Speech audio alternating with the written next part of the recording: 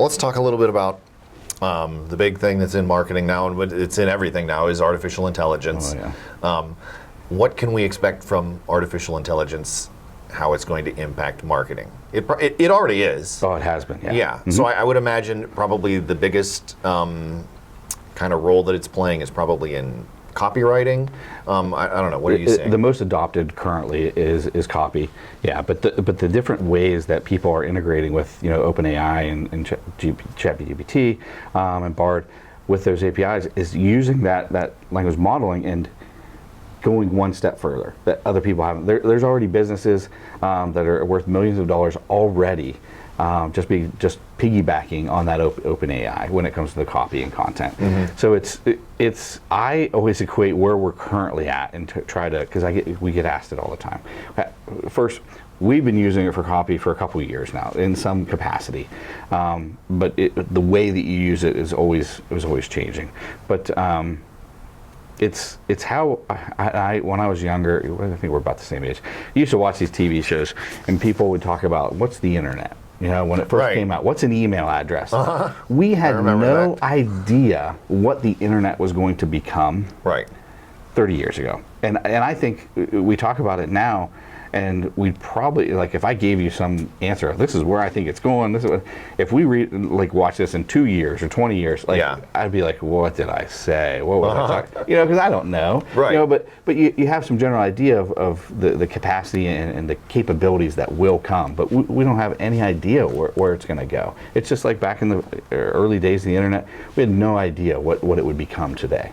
Well, I guess, let's talk about what is happening. What are some of the ways that marketers like yourself are using it, and maybe what are some of the issues that are arising as a result of it? Maybe new ethical questions, or what are some of the best practices that you and your firm have kind of come across as you've been using it? It's getting very strong with design, and now there's a lot of debate on copywriting.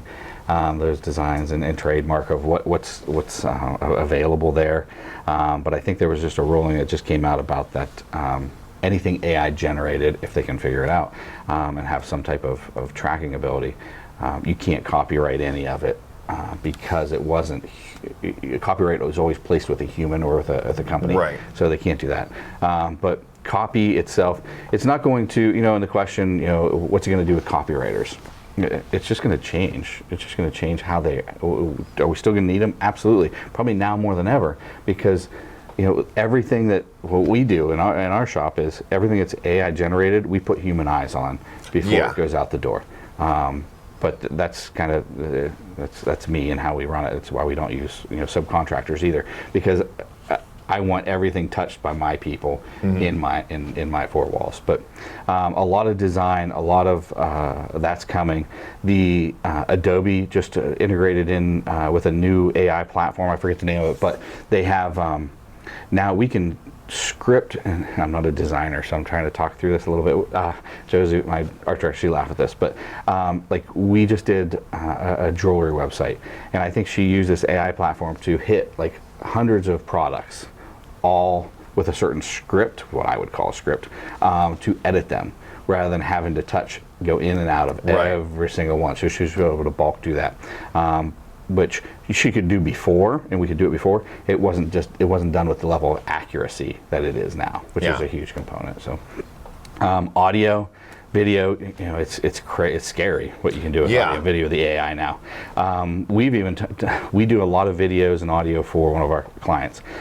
Same person that does all of it, and we could probably, I know we can't. We could bust out so much more content if we approached them and said, hey, we just want to record your voice, and we want you to stand there, for 10 seconds, and we're just going to stand there, and we could produce his own videos or their own videos without them even knowing, talking, anything. And we could, we could start with AI. First, write the script, then we could take it into that video, then we could pull in the audio for it, all AI driven, and then we could shoot it out the door. But yeah, that's real scary. Who knows where that's going to go? But that's where the real ethical thing is, because you think of celebrities that can get held hostage, politicians. I just had this conversation with my parents a couple months ago that in the media, especially political, I don't believe anything until after it's proven true to me. Sure. 20 years ago it was, hey, all this is true until somebody debunks it or until it's proven as a fraud or some way. And that's probably just the cynical personality of me. But like now it's like, oh, I don't want to take that in as real because who knows where it came from, what it's generated from, what the intention of it was, where it came. So, especially in today's day and age. But well, I mean, no, to that point though, we had in your shoot, like, geez. Right. Well, years ago, we had somebody who basically accused us of doctoring some footage of a political event, which we did not do, and we were kind of joking to ourselves, kind of, as if we would even be able to do what this person accused us of. Like this technology doesn't, who do they think we are? What kind of wizardry would we have had to pull off to do this? And now you could. Now you could. And so, yeah, you're right. You can't even believe your own eyes or ears anymore. How do I know that actually happened? Well, there they are. I don't know that that's them. Yeah. Right? Yeah. It can look like them, sound like them. There's been celebrities that had deepfakes made with them, and they couldn't even tell that it was AI generated about them. So that's that. If you can't tell it about yourself, like, oh man, that's scary. Yeah. Scary. And lastly, just a real quick on the programmatic side, like paid advertising, paid digital. Now, what we can do with AI platforms, which we used to have to do it manually, and I talked earlier about being able to optimize those campaigns and doing that in real time. Now, we used to write 12 headlines and 5 different body copy and have 4 to 10 different creatives. We do a Facebook ad, and we test it, and then we A/B test copy, then we'd A/B test headline, then we A/B tested creative, and we had a process for it. It was all in our project management tool, and we had a process how we did it. With some of the smaller campaigns that have smaller budgets, we still have to do that. But now, with the availability of these platforms, with AI platforms, we can put in what we think is our best headline, our best copy, and our best creative into the platform, and it generates hundreds of headlines, body copy, and creative for us, and it tests them compounding. So we might have a target audience of 250,000, and we may go with 5,000 different creatives based upon what we put in, but it's optimizing so fast that now for the advertiser, we get them to the best headline, the best copy, and the best creative in a matter of a couple weeks, as opposed to if we would have had to do that manually, if we ever did get there. Right. I'm hoping we were good enough that we would get there, but if we didn't, if we did get there, it might take us a couple months to get there. Now we're talking days and weeks, so that's what really escalated the efficiency and the return of the campaigns. That's not just social media, but it's like display campaigns, native, anything programmatic. So it's just. It makes me feel old. It's do you know what I'm saying? At some point, you're like, I just can't keep track of this stuff anymore. Yeah. But I have to. I was at a convention a couple weeks ago, and people were talking about AI and the use of students in the education system. Right. Well, how are we going to stop them from term papers or essays and using it? And it was kind of nice because one of the panel persons said you can't. Right. But great.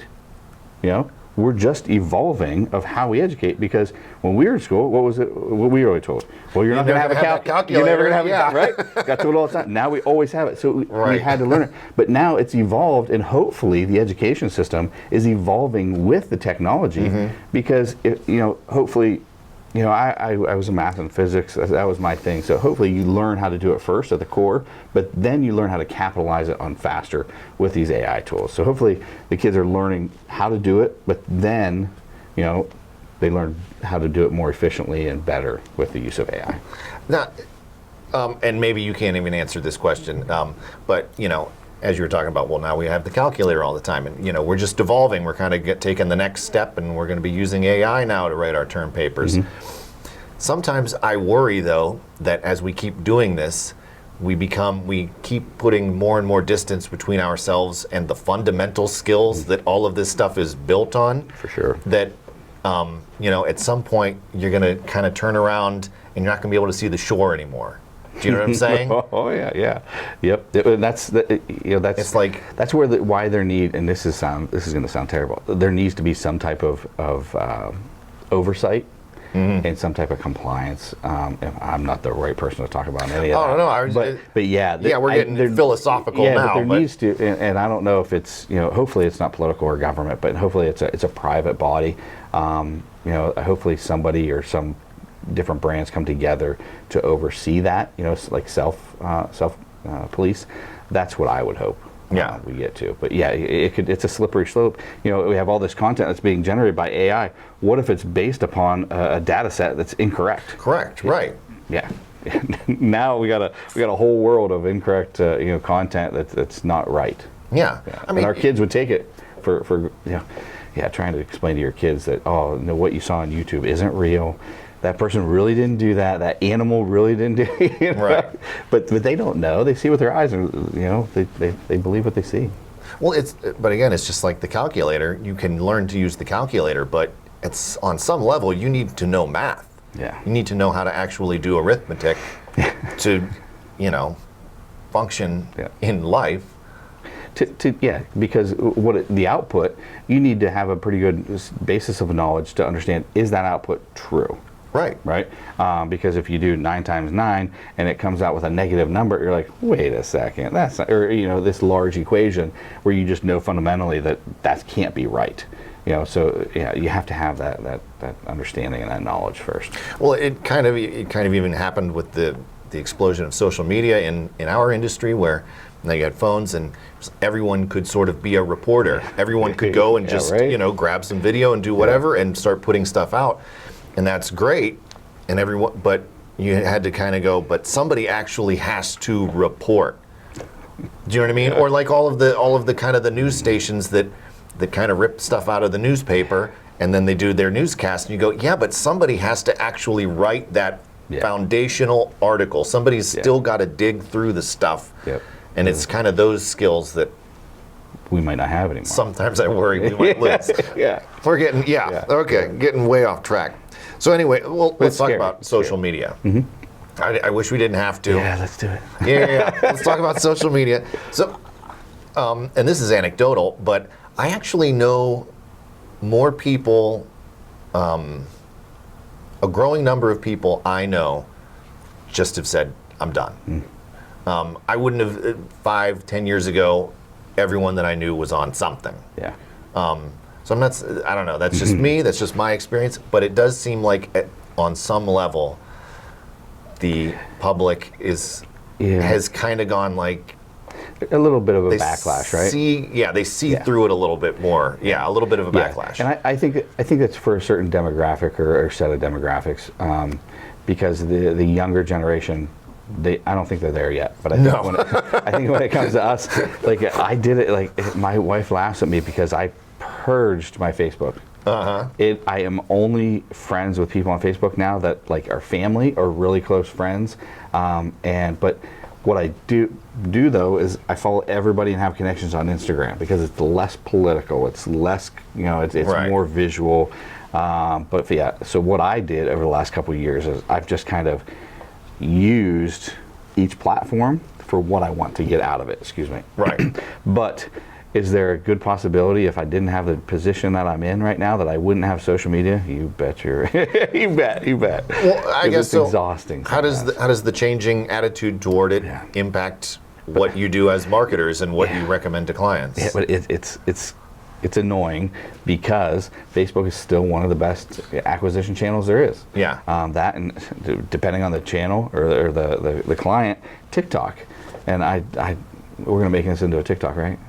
Huh? No. I'm not on TikTok. I still don't really know what it is. I'll be honest. But we might as well. Yes. I'll get some teenager to do it. I don't know. But it's difficult because, even though you don't like it, as a marketer, it doesn't matter what you like, right? Right. It matters what your consumer likes and where they're at. So go to where the consumer's at. That's where they're at. Let's get them. Mm-hmm. It's like your res business. You do a lot on Facebook, I'm sure, but the majority, I would guess, I don't know your guys' data, but the majority of your eyeballs and stuff probably come from LinkedIn and your emails, your email queue. And just because you hate sending emails or you hate getting emails, does that mean you should stop distributing your content through email? Absolutely not. I think to bring it to a local level, I talked about this a little bit in the roundtable, and I really want to reinforce this. We have some great companies, and I'm not even talking just agencies, but brands in the area that are looking for talent, marketing talent, advertising, data talent, because data is a huge, data scientist, and how we're using that data, because so much is available to us now with technology, that I want to hopefully, and being an advocate for, if you're going through high school right now and you're looking to, or you're going through college right now, that you don't have to leave Northeastern Ohio to find a great career, to find a great brand or a great company to work for, or to find a great mentor. We have a lot of great resources here. We have a lot of great companies, where there's a lot of great agencies here in our world that, we compete, 80% of the time we're not here regionally between Cleveland and Pittsburgh. We're coast to coast. We compete a lot against Texas, Chicago, the coasts. And probably the majority of the time, over 50% of the time, when I'm talking to these other, because you have to talk to these other agencies. Right. Somebody is from Northeastern Ohio. Yeah. And they left. And I'm like, why'd you leave? They're like, well, I didn't know there was any good place for me to work back there. So it's just amazing that I hear it all the time. And it's one of the things that annoys me, that we have great people here, we have great brands, we have great companies, so you don't have to look outside. Now, I also preach to my own kids to get out of here and go experience the world. You can always come back. Right. It's a great place to live. Bring some knowledge back. Go learn all of their secrets, and then it's a great place to have a family and grow up. But you don't have to leave. So I wish more eyeballs would stay here and see what we have to offer here. Well, why don't you drum up a little marketing campaign to all of those people and get them back here, Steve? Hey, I'm trying. All right, we'll get that going. 717 Credit Union. Savings power to give your business an extra boost. Business savings, certificates, and business money market. 717 Credit Union. Make your money work as hard as you do. Check out our business money market and CD rates at 717cu.com/rates.